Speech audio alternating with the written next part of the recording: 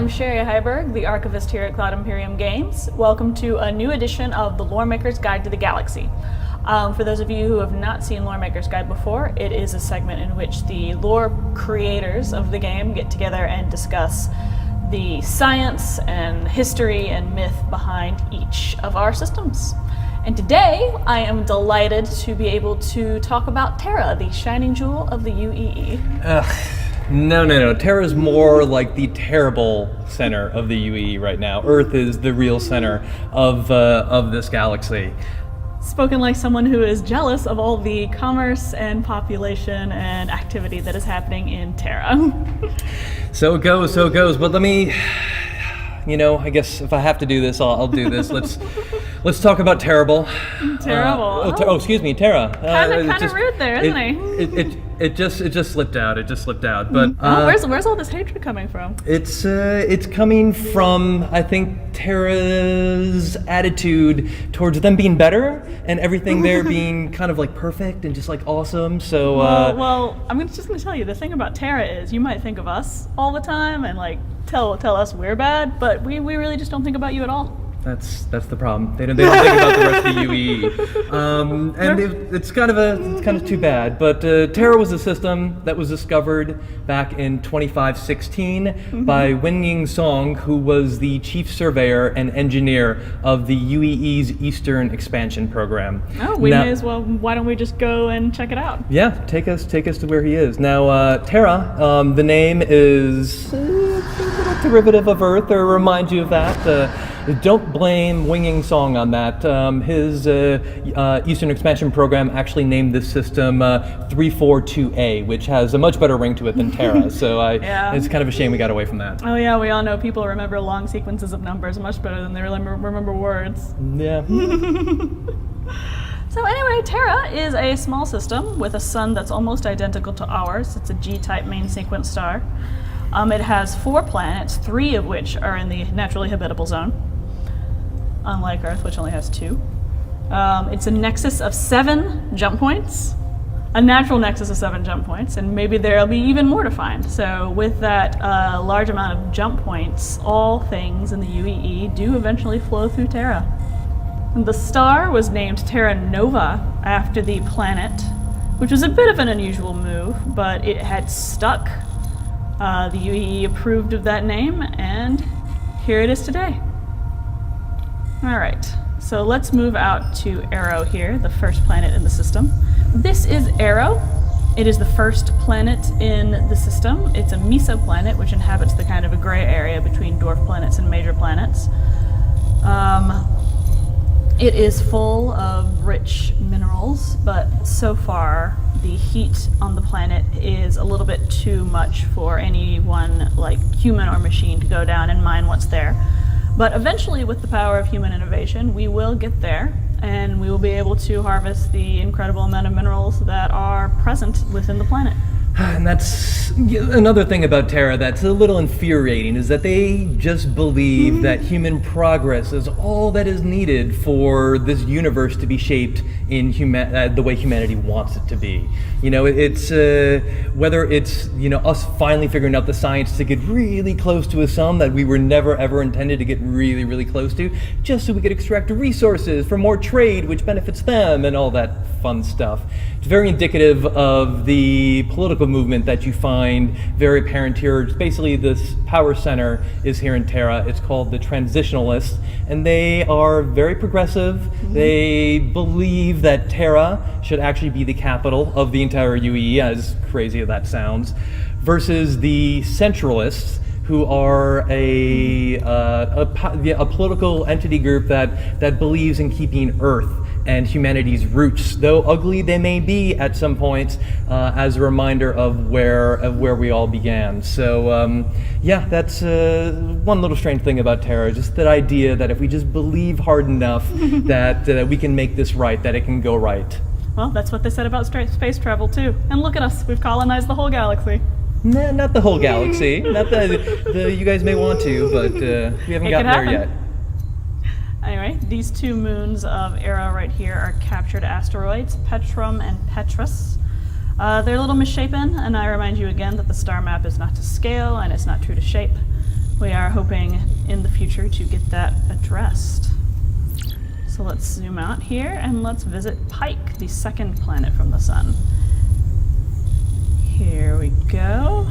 It is technically in the habitable zone, but it's a little bit too hot for people.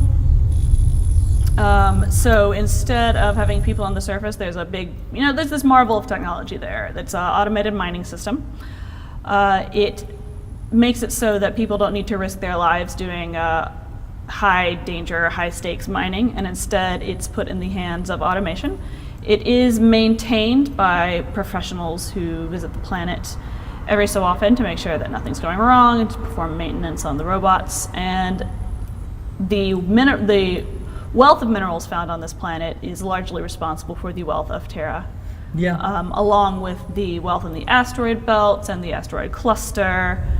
So yeah, there's just a lot of good resources here that are both exported to the rest of the galaxy and keep Terra from becoming too polluted.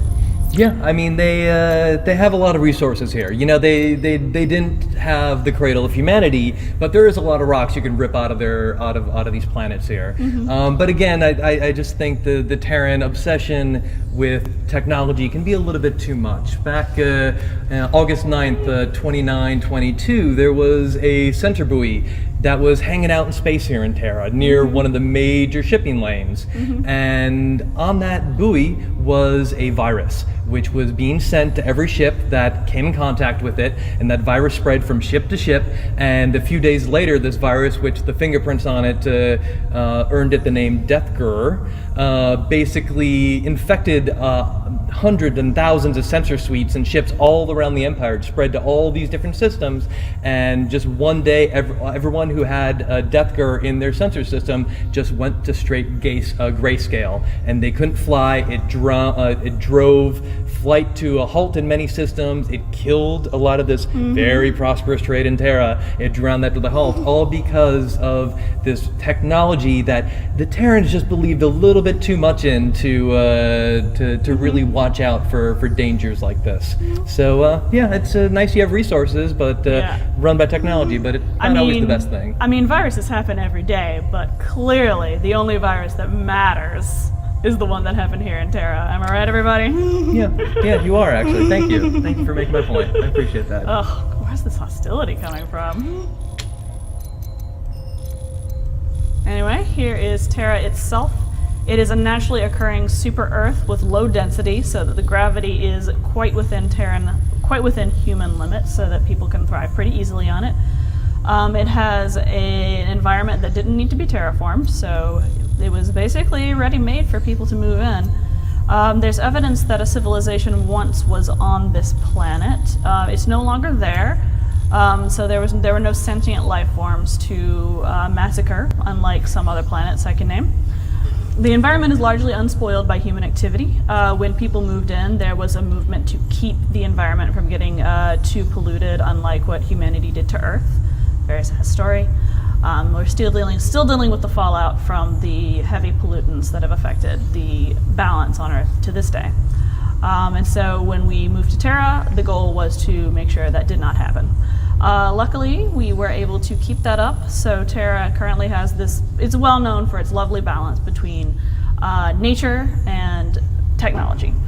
And so you get wonderful views from the various landing zones. Yeah, It's just a pretty nice place to be. Yeah, I'll give Terra props for especially Prime, which is a very beautiful city that really does balance technology and the cityscape along with the nature around it. It has, it pretty much has everything there except for a native culture of its own that it can really identify with. It's just, so if you're into vapid places, this is a great beautiful place to visit, but not much past that. Terra has its own culture. It's this beautiful mix of cultures from all over the galaxy, And so you have this combination of human elements and alien elements coming together. Yeah, and you can find pretty much everything you could possibly want that just comes through Terra. It is there, and including it's lovely. That beautiful kind of like rock formation that they believe might tie back to a former species that lived on that planet, which is very beautiful to visit, and that's why the Terrans have turned it into a tourist trap. Which creates a lot of jobs for people who live on Terra. And boost the economy. Yeah, and that seems to be what Terra's all about. It's less about humanity, it's more about Terra's economy. And there are a lot of businesses that thrive here. On 2722, J. Harris Arnold created Anvil Aerospace here in Terra. In 2913, Jennifer Friskers very famously moved Origin Jump Works from Earth to Terra. That was very controversial. And even recently, the Terran senator, Kelso Albavar, basically lobbied on the behalf of the JISO Corporation, which is a Xi'an corporation, so that they could have business licenses to run CTR refueling stations all around the empire, which is great for haulers, and it's a great way to have a lot of that trade and money go out of our empire at the end of the day. So it's Well, Terra has always been very good about progressive relations with aliens, and if not for Terra's progressive relationship with the Xi'an, we may still be under the thumb of the Messer regime. That's very true, and it's hard to deny that point. And if we want to go to our fourth planet in the system, this is Gen. It's pronounced Gen. Oh, is it? Yes. Okay. Okay. All right. Yeah. All right. See, Karen's always going correcting you on pronunciations and stuff like that. Oh, yeah. So this is it's not represented in the UE Senate. It's mainly a diplomatic and military planet. So it's a good place to talk about the political influence that Terra has exerted on the UEE over these past centuries. It goes back all the way to the Mesa era, where Terra really was the focal point of anti-Messer information or anti-Messer activism during those dark times. There was even the tragic story of Asan Kiran, who in 2638 proposed an amendment that would have basically given Terra sovereignty from the UEE. He lost his subsequent Senate race, which he claimed was due to voter fraud. Quite possible in that day.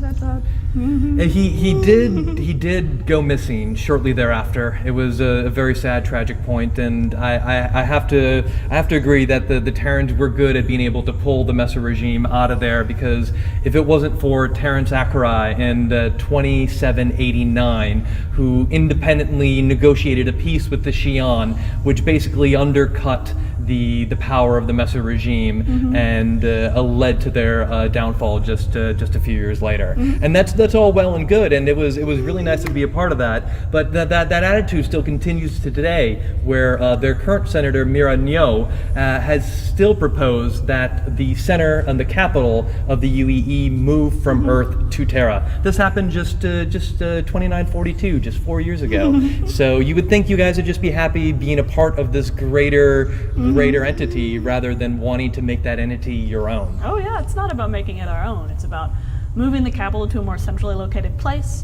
with more jump points so that more people can visit it, more decisions can be made by more people, and more people can participate in the democratic process. So they say. So they say. Anyway, that about covers it. I'd like to mention the Henge cluster real quick. It's a cluster of asteroids. They naturally occur in space. They usually exist at Lagrangian points, which are natural gravity wells between major celestial bodies. It's got some good minerals in it. And we also have out here, and I'd like to point out the Marisol belt real quick here on the outskirts of the system. It forms a protective ring, which captures incoming asteroids and has kept the collision of asteroids on many major bodies in the system to low. So that's great. They have a great space that keeps them from asteroids and a little more distance from the Van Duel front. So, all the more reason to move the capital of the UEE to a protected location. Anyway, thank you for tuning in. It's been a pleasure. To the Lore Maker's Guide to the Galaxy, guys. Been a lot of fun, guys. Have a good day, and we'll see you next time.